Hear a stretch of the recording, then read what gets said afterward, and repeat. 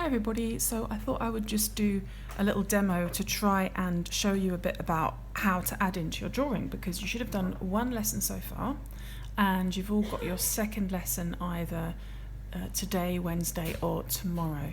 So take your drawing out, go outside, or rather go to your room where you were, and have a little look outside and see if you can get a little bit more detail into what you've got. So in my little description I put a bit about adding sky. Now this is what I mean. Just adding in some grey. Alright, so watch what I'm going to do here. So grey in different directions. Quite help if I put my glasses on. I can't see a thing. That's better. I'm at that funny stage in my life where if I've got my glasses on, I have to lean back far away to be able to see properly. So I'm now leaning miles away from my drawing because I can't see properly. But if I take them off, it's just a big blur, honestly. Never grow old, kiddies. Lap it up while you can, this lovely youthful joy that you've all got. Anyway, look, there I go there, putting in some grey. And I'll put some more in on the other side of my Van Gogh tree, like this. I need to make sure I don't do this video too long, because that's what goes wrong, isn't it, if it goes a little bit too wrong. But you can see it very, very gently, and lots of different directions. You don't have to be all perfect. A lot of times people think they have to shade things in as if it's like some sort of flat, I don't know, sheet of metal or something, you know. It can be nice and textured. This is the sky we're talking about, so I would do that across there as well. And then to get some clouds, a little bit of this, so you can sort of rub the rubber in, just like I said in my little bit of writing, just sort of flick it across, and then you lift out little bits of white like that. You can get some bits a bit whiter than others, you know, sort of thing. That's very subtle. I mean, I don't even know if you're going to be able to see it brilliantly on the screen. And then what you could do then is go back in, see this here, and you can strengthen bits up in places. So clouds are often sort of a little bit darker on the underside, as if the rain is all collecting underneath. So you could do a little bit of that, and a little bit around like that, you know, and that just gives the whole thing a little bit more depth and a little bit less flatness. So that's me gone and put a little bit of texture into the clouds. It's very, very kind of subtle though. I hope you can see that on your... I hope that's carried on. My phone just said low battery, so I hope the video's carried on. Anyway, okay, so this kind of a thing. So a little bit of clouds going on. Now, leaves and trees. So here's my tree. Earlier I put in some dark bits and I left some sort of pale grey bits, white bits and so on, just to try and make it look really, really textured. And then what I could do is go back into that and put the tiniest little marks like this. So I'm trying to make it look all kind of clumpy, like as if there's bushes and things, oh, not bushes, leafy textures onto my tree, like that. So that's me put some more detail into that. And of course in the white bits, you might benefit from having this kind of thing as well. So I'm trying to make it look really kind of rough looking.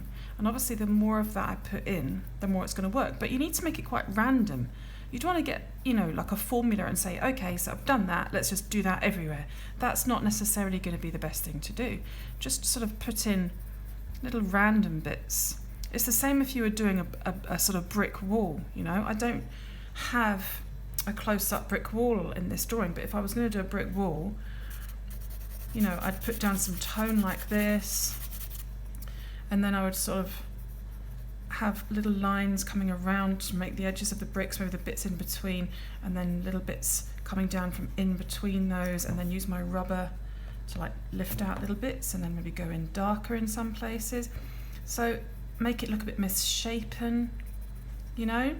So I know I've just drawn bricks right the way, massive big mammoth bricks in the middle of my driveway, but I'm just trying to show you a few little things. This is just the kind of thing I would be doing at school if I was doing a demo. And this is much better actually, because it's close up, isn't it? I often think that with demos, that you guys are either upside down, well, not upside down, like hanging off the ceiling, but you know what I mean. You're looking at it upside down, or you're miles away and I'm saying, come on, get close, and you're like, yeah, you shuffle over like another 3 inches. not wanting to get close. Anyway, there you go. There's a little bit of a brick demo. My grass and stuff like that, you know, or my hedge. Here's my hedge, and it's got like little trunks going down there, my little hedge. Can you see, by the way, every time I'm drawing, I'm putting my wrist down and smudging. I'm always telling my kids in my class, put down some leaning paper. I'll use my trusty timetable. Leaning paper. And then I won't smudge it, and then I can go around and I can get lots of little tiny textures like this into my bushes, you know, my tree branches. Again, make them random, make them, you know, I'm actually cheating a bit right now because I'm not even looking out my window, as I'm sure you've gathered. It's 10 o'clock at night, and I'm just sort of adding in a little bit to this without looking. I want you to look, right? But I've kind of done this long enough now that I can kind of decide for myself how I reckon these branches would kind of look, you know, how branches work. And again, darks and lights. Look at the slats in your buildings. If you've got any, what are they like? Parallel, yeah? Have to be parallel. And then, you know, you might want to put even a little bit of shading in here, try to make this look all old and broken down. Maybe it just depends what your shed's like. If it's a little bit tatty, can you make it look tatty with a little bit more tiny detail? Long grasses, always make things quite random, yeah? The last thing you want to do with grass is that, okay? You need to make grass bunchy bits, tall bits sticking out in places, you know, this sort of a thing. A lot of drawing, by the way, is just scribbling. Look what I'm doing. I'm scribbling in a controlled fashion. That's how we can describe it. Anyway, so I'm going to say goodbye because that's me got to 7 minutes, and goodness knows this might not even upload. Anyway, nighty nighty, sleepy tighty, don't let the bed bugs bite you, and do lots of good work for me, please. Bye bye bye bye.